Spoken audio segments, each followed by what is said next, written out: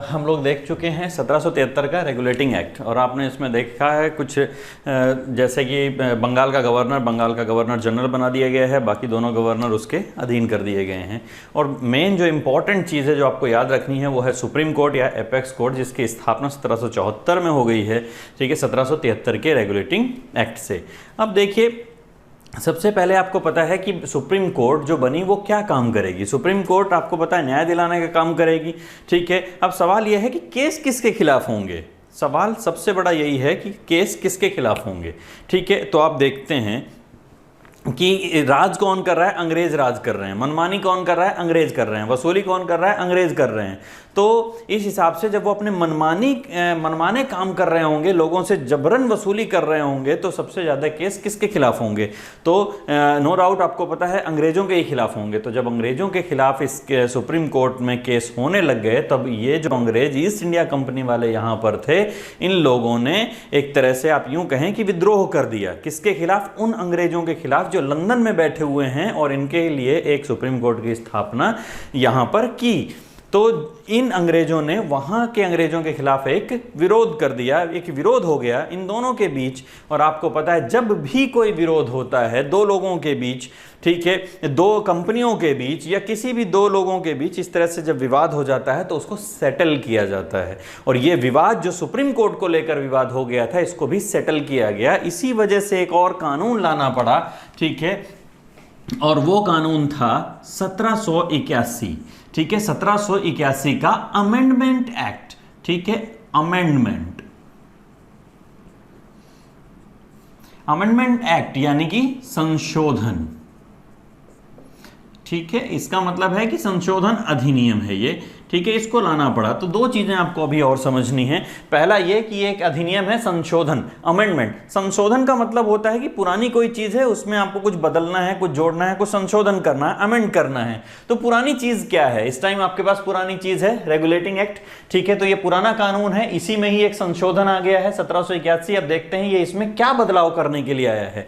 तो सबसे पहले आपको अभी मैंने बताया कि ये आखिर क्यों आया। तो सुप्रीम कोर्ट को लेकर एक विवाद हो गया था। जब सुप्रीम कोर्ट को लेकर विवाद हुआ तो इसको विवाद को सेटल करने के लिए लाया गया, इसलिए इसको कहा जाता है एक्ट ऑफ सेटलमेंट, ठीक है। तो आपको ध्यान रखना है इस कानून को एक्ट ऑफ सेटलमेंट भी कहा जाता है, जो कि एक संशोधन अधिनियम है जो 1781 में लाया गया।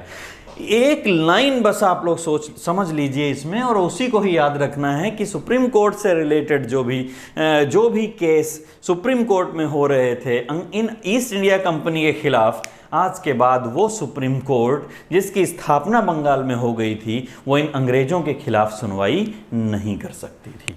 यानी कि सिंपल सी बात है, मैं मनमानी कर रहा हूं, मैं ज्यादती कर रहा हूं, मैं लोगों से जबरन वसूली भी कर रहा हूं, और मेरे ऊपर जब केस होता है तो मैं उस सुप्रीम कोर्ट के दायरे में नहीं आ रहा हूं। और जब मैं सुप्रीम कोर्ट के दायरे में नहीं आ रहा हूं तो मुझे बताइए कि क्या अब मुझे किसी से डरने की ज़रूरत है। मुझे डर लग रहा था सुप्रीम कोर्ट से कि मेरे ऊपर केस होंगे, लेकिन अब मुझे सुप्रीम कोर्ट से भी डरने की ज़रूरत नहीं है, क्योंकि मैं उसके दायरे में नहीं आता हूं। ऐसा ये ईस्ट इंडिया कंपनी वाले सोचने लग गए। क्यों? क्योंकि इस कानून में लिख दिया गया था कि आपको सिंपली एक लाइन में मैं यहाँ पर लिख देता हूँ, तो आप लोग देख लीजिए, जितने भी ये गवर्नर हैं, गवर्नर जनरल हैं, ठीक है, उसकी परिषद है, ठीक है, अंग्रेज जो ईस्ट इंडिया कंपनी है उसके अधिकारी हैं, ठीक है, ये जितने भी यहाँ पर अंग्रेज हैं कुल मिलाकर ईस्ट इंडिया कंपनी के अधिकारी, गवर्नर जनरल, परिषद, ठीक है, आज के बाद सुप्रीम कोर्ट इनके खिलाफ सुनवाई नहीं करेगी। यानी कि ये लोग अब ये जो सर्वोच्च न्यायालय की स्थापना हुई थी,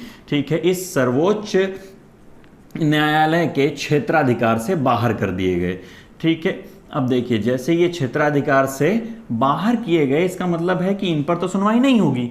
अगर आपको इन पर सुनवाई करवानी है, ठीक है, तो आपको लंदन स्थित जो न्यायालय है उसमें अपील करनी पड़ेगी।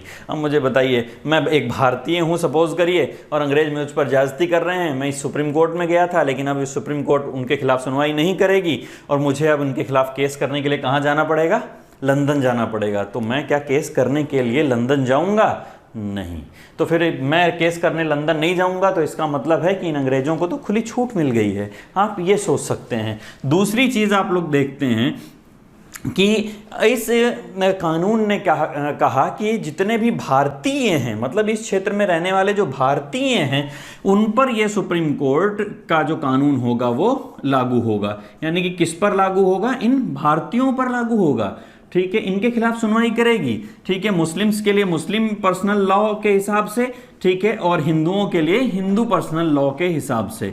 ठीक है, चाहे मुस्लिम हो चाहे हिंदू हो, इन सब के लिए, इन सब के खिलाफ यहाँ पर सुनवाई होगी। यानी कि कुल मिलाकर कहने का सिर्फ इतना सा, ये जो कानून है इसने क्या संशोधन किया है कि ये जो अंग्रेज अधिकारी हैं सर्वोच्च न्यायालय के क्षेत्राधिकार से बाहर हैं, और कौन इसके क्षेत्राधिकार में हैं? तो भारतीय हैं, यानी कि हिंदू और मुस्लिम, ये जो लोग हैं ये इसके क्षेत्राधिकार में आ रहे हैं। अब आप एक बात सोचिए, अंग्रेजों के खिलाफ हम बड़ी मुश्किल से कोई ऐसी संस्था बनी थी जो अंग्रेजों के खिलाफ कार्रवाई करने वाली थी। ठीक है, लेकिन अब एक्ट ऑफ सेटलमेंट आ जाने के बाद आपको ये पता चलता है कि अब उनके खिलाफ कार्रवाई नहीं हो सकती है। इसका मतलब है आप सीधा सा ये समझ सकते हैं कि पैसा ऊपर तक पहुंच गया है, और पैसा जब ऊपर तक पहुंच गया है तो ये लोग फ्री हो गए हैं। अब इनको कहने वाला कोई भी नहीं है, सिंपल सी बात है। ठीक है, अब इन लोगों ने यहाँ पर अनाप शनाप वसूली शुरू कर दी। ठीक है, चीज़ों को करना शुरू कर दिया, और यहाँ पर जितना भी राजस्व वसूली हो रही है, ज़बरदस्ती वसूली जा रही हैं चीज़ें। ठीक है, और ये सब कुछ यहाँ पर होता रहा जब तक वहाँ पर एक सरकार नहीं बदली और नया प्रधानमंत्री वहाँ पर ब्रिटेन में जो बनता है, ठीक है, उसका नाम है विलियम पिट्स। विलियम पिट्स नए प्रधानमंत्री के रूप में वहाँ पर इंग्लैंड में आते हैं, और वो इन अंग्रेजों को, जो ईस्ट इंडिया कंपनी जो अपनी मनमानी करवा रही है, कर रही है और करवा भी रही है, पैसे के बल पर ये जो सब कुछ चल रहा है, इसको रोकने के लिए एक कानून बनवाते हैं, जो कानून 1784 में आता है। और ये 1784 में आया हुआ कानून पिट्स इंडिया एक्ट कहलाता है। पिट्स इंडिया एक्ट, क्योंकि नए प्रधानमंत्री कौन है? विलियम पिट्स। तो नए प्रधानमंत्री विलियम पिट्स एक कानून बनवा रहे हैं, उसका नाम है विलियम पिट्स इंडिया एक्ट। और ये पिट्स इंडिया एक्ट कब आ रहा है? 1784 में। और इस पिट्स इंडिया एक्ट ने आखिर इन अंग्रेजों पर नियंत्रण करने की कोशिश की। नियंत्रण, ये जानबूझ के मैं शब्द यूज कर रहा हूं, नियंत्रण मतलब कि कंट्रोल, क्योंकि यहां पर एक नई संस्था बनाई जा रही है जो इन लोगों को कंट्रोल करेगी। ठीक है, जा इन लोगों के मामलों को देखेगी, वो होगी बोर्ड ऑफ कंट्रोल। ठीक है, तो एक नई संस्था बन गई है जिसका नाम है बोर्ड ऑफ कंट्रोल, नियंत्रक मंडल भी कहा कहते हैं इसको हिंदी में। तो बोर्ड ऑफ कंट्रोल नाम की एक नई संस्था, अब नाम से ही पता चल रहा है कि क्या करने आई है? इन लोगों को कंट्रोल करने आई है, क्योंकि ये हाथ से बाहर जा रहे हैं। किसने करवाया है ये सब? विलियम पिट्स ने। ठीक है, किसमें? पिट्स इंडिया एक्ट में। तो ये बोर्ड ऑफ कंट्रोल नाम की एक नई संस्था बना दी गई। अब ये संस्था इन पर नजर रखेगी। अब आपको एक चीज पता है, एक ऑलरेडी गवर्निंग बॉडी थी जो पहले से बनी हुई थी, उसका नाम था COD, यानी कि कोर्ट ऑफ डायरेक्टर। एक और बन गई है जिसका नाम है बोर्ड ऑफ कंट्रोल। ठीक है, तो ये तो एक ऑलरेडी पहले से ही इन लोगों को रिपोर्ट कर रही थी, रिपोर्ट दे रही थी, जो कोर्ट ऑफ डायरेक्टर थी। एक और बन गई बोर्ड ऑफ कंट्रोल। यानी कि कुल मिलाकर पूछने का मेरा सिर्फ एक ही मतलब कि आखिर कितनी संस्थाएं आपको यहाँ पर दिखाई दे रही हैं? तो आप कहेंगे 2। तो अगर संस्थाएं 2 हैं तो काम भी 2 होने चाहिए। बस इतना सा सिंपल सा लॉजिक अगर आप समझ पाएं तो आपको ये समझ में आएगा कि अगर 2 संस्थाएं हैं तो काम 2 होने चाहिए। तो जो कोर्ट ऑफ डायरेक्टर यानी कि पुरानी संस्था थी, इसको छोड़ दिया गया कंपनी के व्यापारिक कार्यों के लिए, कि जितने भी व्यापारिक कार्य होंगे कंपनी के, ये कौन देखेगा? Court of director. और ये जो नई संस्था है जो कंट्रोल करने के लिए आई है, ठीक है, वो क्या देखेगी? ठीक है, तो उसके लिए इन्होंने ये कर दिया कि जितने भी राजस्व के मामले होंगे, ठीक है, और राजनीतिक कार्य होंगे, यानी कि ये शासन चलाने वाले जितने भी कार्य होंगे आज के बाद वो कौन देखा करेगा? ठीक है, बोर्ड ऑफ कंट्रोल। और व्यापारिक कार्य कौन देखेगा? पुरानी संस्था यानी कि कोर्ट ऑफ डायरेक्टर। तो इससे आपको एक चीज पता चल गई, आखिर 2 संस्थाएं और 2 कार्य, 2 तरह के काम जो ईस्ट इंडिया कंपनी कर रही थी। और आपको पता है ईस्ट इंडिया कंपनी व्यापारिक कार्यों की परमिशन लेकर 1600 ईस्वी का चार्टर लेकर आई थी यहाँ पर, और यहाँ पर राज कर रही थी, यानी कि राजनीतिक कार्य कर रही थी। इन दोनों कार्यों को अलग अलग संस्थाएं देखेंगी। और जब एक ही क्षेत्र में कार्यों को देखने के लिए दो अलग अलग संस्थाएं काम कर रही हों, तो क्या मैं इसको द्वैध शासन नहीं कह सकता? बिल्कुल, इसको कहा जाता है द्वैध शासन, डायरकी सिस्टम, द्वैध शासन। क्योंकि एक ही क्षेत्र, एक ही भारत पर दो तरह की चीज़ें चल रही हैं, ठीक है, दो तरह की संस्थाएं काम कर रही हैं, नज़र रखने के काम कर रही हैं, कंट्रोल रखने का काम कर रही हैं, इसको कहते हैं द्वैध शासन। यानी कि भारत पर आप ये कह सकते हैं जितने भारतीय क्षेत्र थे जो ब्रिटिशर्स के कब्जे में थे, उस पर द्वैध शासन लागू हो गया है। ठीक है, तो आप ये समझ गए हैं कि द्वैध शासन हो गया है, दो संस्थाएं आ गई हैं, बोर्ड ऑफ कंट्रोल और कोर्ट ऑफ डायरेक्टर, एक पुरानी और एक नई।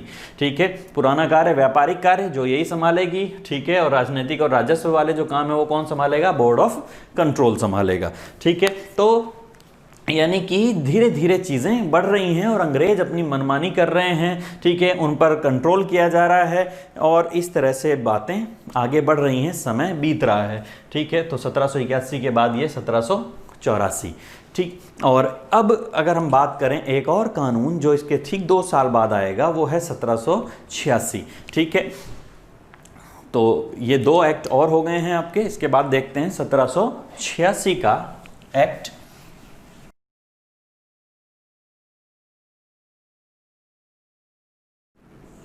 तो ये 1786 ये एक्ट है 1786 का। एक्चुअल में इसमें आप लोगों को बहुत ज़्यादा याद नहीं रखना है, बस एक नाम याद रखना है, वो है लॉर्ड कॉर्नवालिस। ठीक है, तो लॉर्ड कॉर्नवालिस, ये लॉर्ड कॉर्नवालिस, इसको अपॉइंट किया गया है इस टाइम 1786 में इसको अपॉइंट किया गया बंगाल का गवर्नर जनरल, यानी कि सभी गवर्नरों का प्रमुख बंगाल का गवर्नर जनरल लॉर्ड कॉर्नवालिस। लेकिन इसने पोस्ट आने के लिए कि पोस्ट मैं तब लूँगा जब आप मेरी 2 शर्तें मानेंगे, और उसने वो 2 शर्तें रखी हैं, इसी वजह से वो 2 शर्तें इस कानून बनाया गया और ये 2 शर्तें लिखी गई। तो ये 1786 का जो एक्ट है, ठीक है, इसमें 2 बातें हैं। पहली, एक तो जो आप लोग याद करिए एक परिषद बनाई गई थी, ठीक है, जो गवर्नर जनरल की परिषद है, एक तो इससे संबंधित है, गवर्नर जनरल की परिषद। ठीक है, देखिए जो गवर्नर जनरल की परिषद बनाई गई थी, ये जब कोई बात करती थी तो गवर्नर जनरल को मानना होता था। बस ये चाहता था कि जब गवर्नर जनरल की परिषद उसको कोई कहे तो वो सिर्फ सलाह हो, उस पर बाध्य ना हो। यानी कि गवर्नर जनरल की जो परिषद है, इसकी जो सलाह है, ठीक है, वो क्या नहीं होगी? बाध्य नहीं होगी। किसके ऊपर? गवर्नर जनरल के ऊपर बाध्य नहीं होगी। ठीक है, तो पहली लाइन यही है इसकी कि गवर्नर जनरल यानी कि कुल मिलाकर ये फ्री हैंड चाहता है, ठीक है, कि मैं फ्री काम करूंगा और मेरी परिषद मुझ पर कोई दबाव ना बनाए। इसलिए इसने कहा कि मैं तब पोस्ट ज्वाइन करूंगा जब गवर्नर जनरल की जो परिषद है उसकी सलाह मेरे पर बाध्य नहीं होगी। तो ये बात मान ली गई और इसमें लिख दी गई कि ठीक है। और दूसरा, इसने कहा कि मुझे एक पोस्ट और चाहिए, अगर आप मुझे गवर्नर जनरल की पोस्ट दे रहे हैं तो मुझे दूसरी पोस्ट भी चाहिए, और वो दूसरी पोस्ट है, ठीक है, कमांडर इन चीफ, यानी कि सेना भी चाहिए। कुल मिलाकर बात इतनी है। ठीक है, कमांडर इन चीफ यानी कि सेनापति। तो इसने कहा कि एक तो मुझे सेना भी चाहिए, कमांडर इन चीफ भी मैं ही रहूंगा, मतलब सेना मेरे आदेश पर काम किया करेगी। ठीक है, तो ये जो 2 बातें हैं ये 1786 के एक्ट में एक्स्ट्रा लाई गई। किसके कहने पर? लॉर्ड कॉर्नवालिस, क्योंकि इसको बनाया गया था बंगाल का गवर्नर जनरल। तो आपके इस टाइम 4 एक्ट हो गए हैं। 1773 का रेगुलेटिंग एक्ट, 1781 का अमेंडमेंट, 1784 का पिट्स इंडिया एक्ट और 1786 का ये एक्ट जिसमें गवर्नर जनरल की परिषद और कमांडर इन चीफ के बारे में लॉर्ड कॉर्नवालिस के कहने पर 2 बातें जोड़ी गई हैं। देखिए, यहां तक एक्ट आने के बाद अब शुरू होती है कहानी चार्टर की। ठीक है, और चार्टर की कहानी शुरू करने से पहले हमें कुछ थोड़ी सी बातें समझनी है, उसके बाद हम शुरू करेंगे।